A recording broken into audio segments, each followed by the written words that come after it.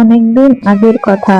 সোনারপুর নামক এক ছোট্ট গ্রামে বাস করত মনোহর নামের এক গরিব কৃষক। মনোহর দিনমজুরি করে সংসার চালাতো। তার সংসারের অবস্থা খুবই খারাপ ছিল। যেদিন সে কাজ পেত, মনোহর সেদিন পেট ভরে খেতে পারত। আবার যেদিন কাজ পেত না, সেদিন সে না খেয়েই থাকতো। মনোহরের নিজের বলতে কেউই ছিল না। তার বাবা মা দুজনেই ছোটবেলাতেই মারা গিয়েছেন।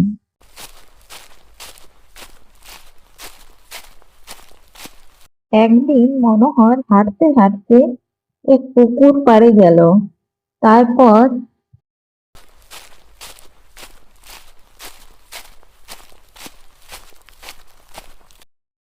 এখানকার মাটি তো বেশ সুন্দর আর নরম। এই মাটি দিয়ে আমি ছোটবেলায় কত যে পুতুল বানাতাম আর খেলতাম, আজকেও বানালে বন্ধ হয় না।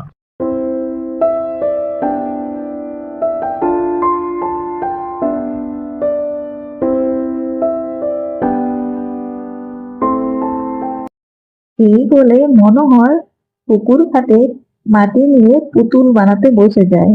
আর সুন্দর একটা পুতুল বানিয়ে সুন্দর করে সাজিয়ে বাড়িতে এনে রেখে দেয়।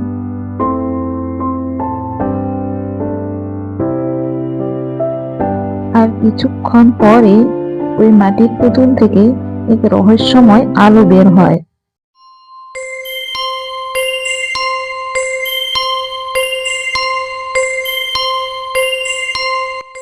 আর ওই মাটির পুতুল থেকে এক মহিলা বের হয়, যা দেখে মনোহর খুব অবাক হয়ে যায়। কে কে কে তুমি? এভাবে মাটির পুতুল থেকে কিভাবে মানুষ হলে? আমি তো কিছুই বুঝতে পারছি না, আমাকে সব খুলে বলো। ভয় পেও না মনোহর, আমি হলাম মাটির বউ, যাকে তুমি নিজের হাতে গড়ে তুলেছ আর নতুন জীবনদান দিয়েছ। এইসব দেখে মনোহর খুব অবাক হয়ে যায় আর ভাবতে থাকে, এটা কি করে সম্ভব। ভয় পেও না মনোহর, আমি তোমার কোনো ক্ষতি করব না। বেশ, মাটি থেকে যখন তোমার জন্ম, তোমার নাম দিলাম আমি মাটি রানী। তুমি আমার সৃষ্টিকর্তা, তুমি আমাকে যে নামেই ডাকবে আমি তাতেই খুশি। আমি তোমার কাছে চিরকৃতজ্ঞ হয়ে থাকবো।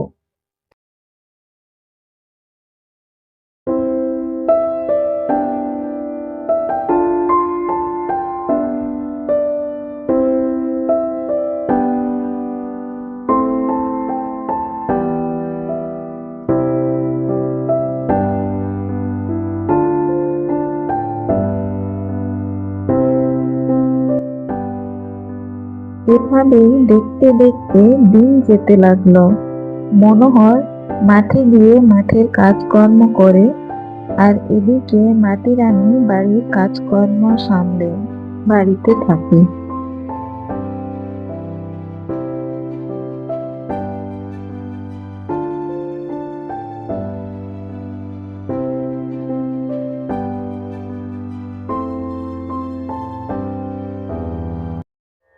মাটি রানী, আমার তো কেউই নেই। তুমি আসার পর আমার জীবনটা যেন আলোয় ভরে উঠল। তোমাকে যে কি বলে ধন্যবাদ দেব।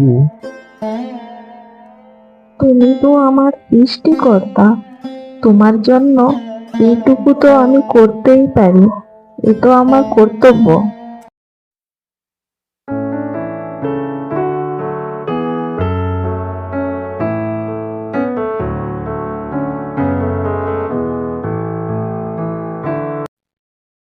একদিন মাটি রানী উঠোনে ঝাড় দিচ্ছিল।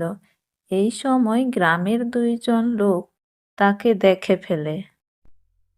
ওই যে দেখছো, ও হচ্ছে মনোহরের মাটির বউ।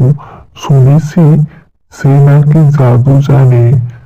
হ্যাঁ, এই কথাটা এক্ষুনি গিয়ে জমিদার মশাইকে জানাতে হবে। চলো।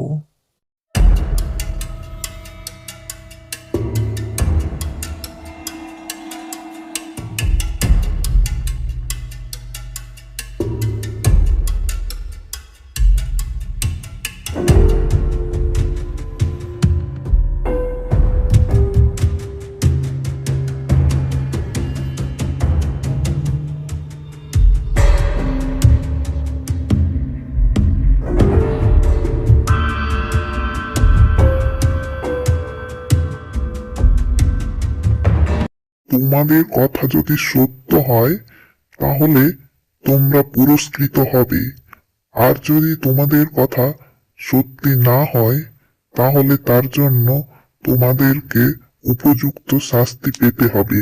কথাটা মনে থাকে যেন। আজ্ঞে জমিদার মশাই, মনে থাকবে।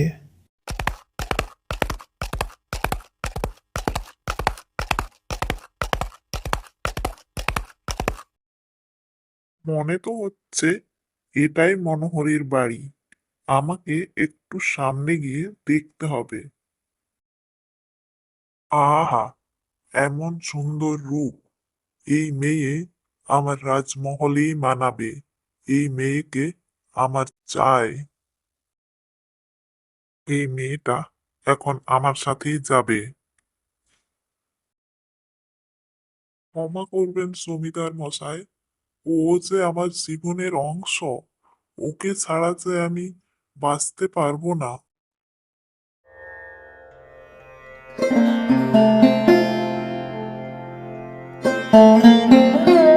হ্যাঁ, তুই তো গরিব, তোর এই কুড়ে করে ওকে মানাবে না। ওকে তো আমার প্রাসাদেই মানাবে। প্রহরী, যত তাড়াতাড়ি সম্ভব তোমরা এই মেয়েটিকে নিয়ে যাওয়ার ব্যবস্থা করো।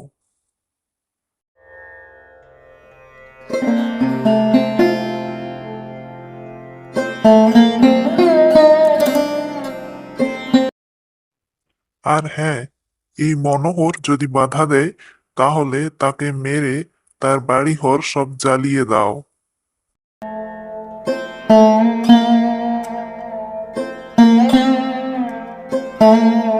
আজ থেকে এই প্রাসাদে তোমার পূর্ণ অধিকার রইল।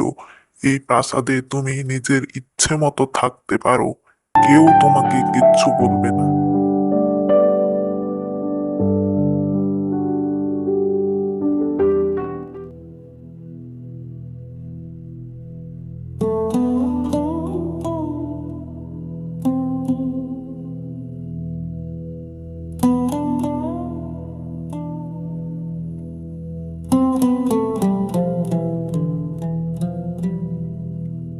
আজ এই বাড়িটা সমেত চারিদিকটা যেন শূন্য শূন্য মনে হচ্ছে।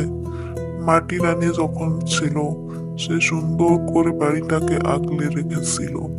ওই দুষ্টু জমিদারের জন্যই সবকিছু হলো। না জানি আজ মাটি রানী কেমন আছে।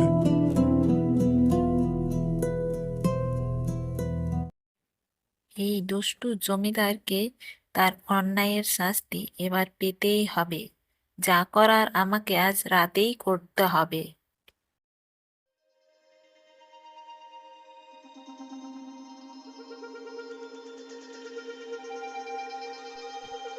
এ কি অবস্থা! এই বাড়ির ভেতরে এতগুলো মাটি কিভাবে এলো? তাছাড়া সামনের কক্ষে তো ওই মেয়েটা থাকতো। কি জানি, এই মাটি আমার সুবিধার মনে হচ্ছে না। তাড়াতাড়ি গিয়ে জমিদার মশাইকে জানাতে হবে। এ কি অবস্থা! এখানেও মাটি! তার মানে যা ভেবেছিলাম তাই সত্যি। ওই মেয়েটার মধ্যে কোনো কিছু গন্ডগোল আছে। তোমরা কি বলছো? এটা কি করে সম্ভব? বাড়ির ভেতরে মাটি? এ তো আজব কথা। জমিদার মশাই, আমার মনে হয় ওই মেয়েটার জন্যই এসব হয়েছে। শুনেছি সে নাকি জাদুও জানে। হ্যাঁ জমিদার মশাই, ও ঠিক কথাই বলছে। আপনি বরঞ্চ একবার ভেবে দেখুন ভালো করে। আমি কালকেই মনোহরের বাড়িতে যাব। আমার মনে হয় ওই মেয়েটাকে আমার আনা উচিত হয়নি। আমার মনে হয় আমি অন্যায় করে ফেলেছি।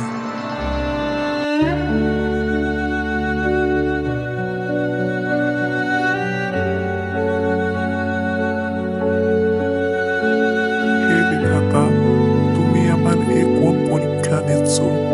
আমার তো আপন বলতে কেউই ছিল না ছোট থেকে। আমার আপন বলতে তো একমাত্র মাটি রানী ছিল।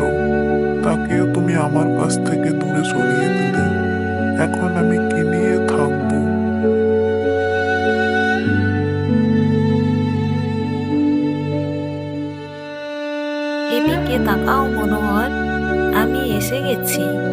আর চিন্তা করো না, ওই দুষ্টু জমিদার আমাকে নিয়ে গেলেও আমি যে তোমার মনের মধ্যে আছি মনোহর।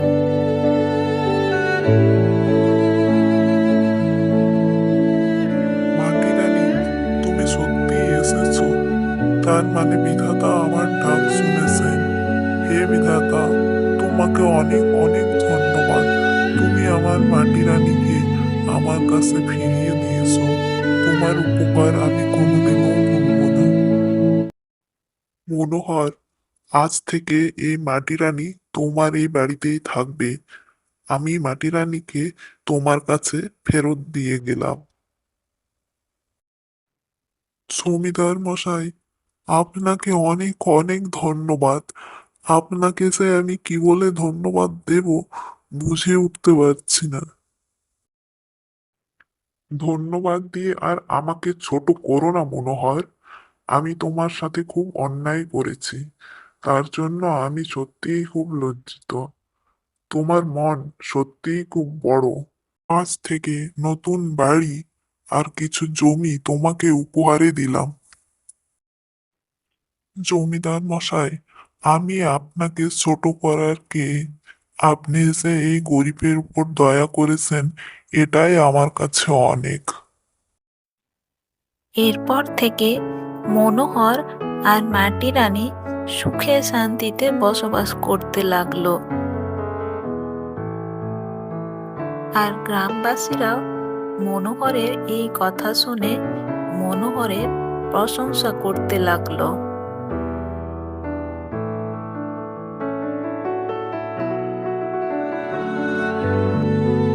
একদিন রাত্রেবেলায় মাটি রানী, তুমি এভাবে আমাকে ছেড়ে যেতে পারো না। তুমি চলে গেলে এই বাড়ি, এই গ্রাম পুরো শূন্য হয়ে যাবে মাটি রানী। তুমি এভাবে যেতে পারো না। আমি যে মাটির তৈরি মনোহর, আমাকে যে যেতেই হবে। আমি চলে গেলেও আমি সব সময় তোমার মনের মধ্যেই থাকবো মনোহর। তুমি কষ্ট পেও না, আমাকে যে যেতেই হবে।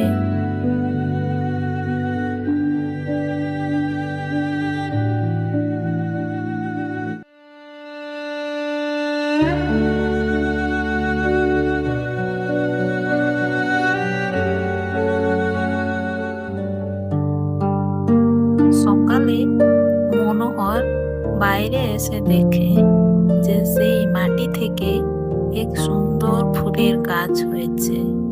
আর সেই ফুলের গন্ধে যেন পুরো গ্রামটা ভরে গেছে।